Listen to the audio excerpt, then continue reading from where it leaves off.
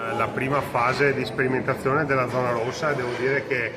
i risultati sono stati convincenti e abbiamo ottenuto l'obiettivo che era quello di liberare quella zona dalla presenza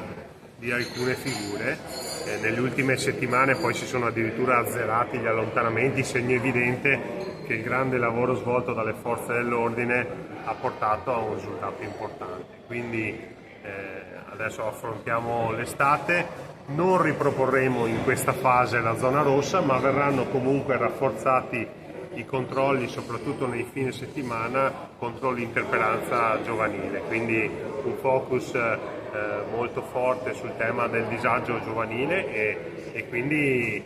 sostituiamo la zona rossa con questo altro strumento che consente il monitoraggio importante di quel quadrante, focalizzandoci su alcuni tipi di problemi che magari in queste ultime settimane hanno attirato un po' più l'attenzione rispetto alla funzione originale della zona rossa che, ripeto, ha avuto un ottimo esito,